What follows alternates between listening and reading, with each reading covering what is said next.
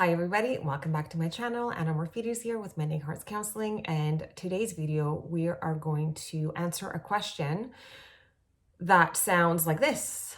Why can I not stop crying over my ex?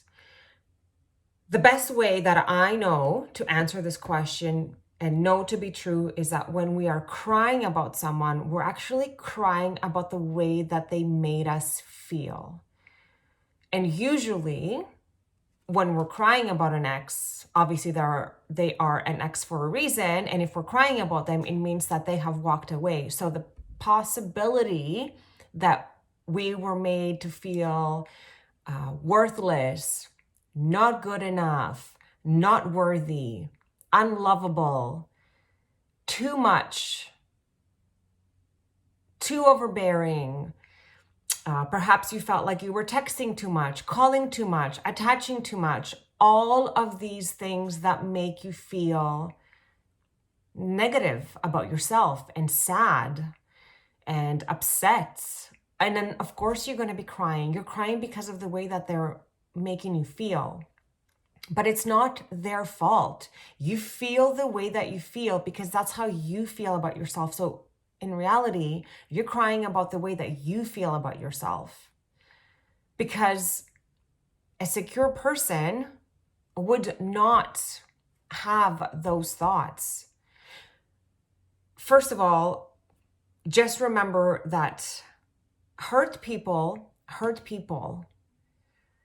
right? It's when you are in your trauma, you will attach to someone else that also is suffering their own trauma. Like attracts like. So it makes sense that either of you are going to be hurting in this because you're bringing out each other's wounds, because trauma bonds to trauma. So it will come out. And then if one person is not willing to look at their trauma, does not want to work it out, does not want to work through it, decides to not be with it, run away with it, or perhaps, like Anthea Sparks says, actually, I read this most beautiful quote this morning. She shared this quote that says, maybe the fire they started in you and in your heart was so you can fall in love with yourself more. Perhaps they fulfilled the contract that they signed with you. And this kind of goes hand in hand with what I was just saying. You're crying about the way that you feel about yourself because that's how they're making you feel, because that's how you feel about yourself. So when you feel worthless, not good enough, too much, too little, that's how you actually feel about yourself inside. And their job is to just show you that perhaps you do need to fall in love with yourself more. You do need to raise your self-worth. You do need to know that you're good enough, and also know that the way that you feel negatively about yourself is not due to anything that you ever did or said. It actually is just due to your childhood, the way that you grew up, to your attachment style. And this is not to blame anyone, but sometimes bringing knowledge into why we are the way that we are, it comes with power because we understand why things happen, and then we can choose to do differently. So remember, when you're crying about your ex, you're actually crying about the way that you feel about your own self, your lack of self-worth, your lack of self-confidence. And Anthea Spark finishes it off by saying, someone better and greater is just a perspective shift away. I'm not sure if I love the way that this sounds, labeling other people as better or greater than someone who was a catalyst for us to get to our ultimate self-worth. But what I'm going to take from that is the someone better and greater is just a perspective shift away. That's you. That's a better version of yourself. That's a greater version of yourself because you are raising your self-worth. You are raising the way that you feel. So then finally, someone can make you feel the way that you feel about yourself inside, because that's exactly what happens in relationships. Always remember that.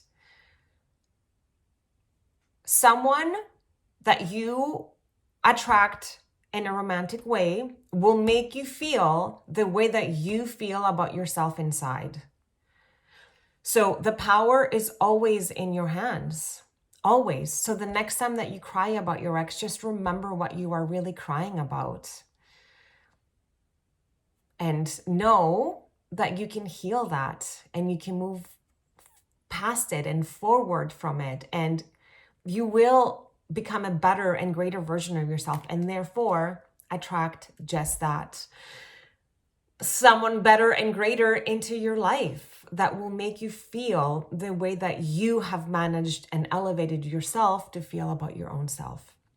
So remember that everything is always happening for you. It's not happening to you. Embrace the tears, let them go, let them flow.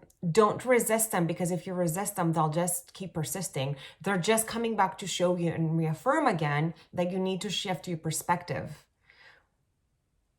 right? It's just a compass that there's a little bit more work for you to do. And that's all that it is, really. And it's okay if you miss and you cry over them and you have the need to want to speak to them. You can do that all actually energetically too. You can write a letter and then burn it. You can imagine yourself in the fifth dimensional level where we go when we dream. You can imagine that you're speaking to that person through your higher selves. There's so many other ways that you can connect with the ones that you want to without feeling sorry for yourself. I hope that you found this video helpful. Thank you so much again for all your questions and comments and all the beautiful stuff that comes with, watching and reading my content. Remember, everything is always happening for you. Always have so much gratitude for the awareness and knowledge and curiosity that comes in for you, and you want to know more and understand why things take place as they do in your life, and embrace your present moment. And remember, you are exactly where you're supposed to be. Not a second less or a second more. You are exactly where you're supposed to be. And only then can you embrace the present moment and move forward with your life. Please do like the video, subscribe to my channel if you want to hear more, and I will see you next time.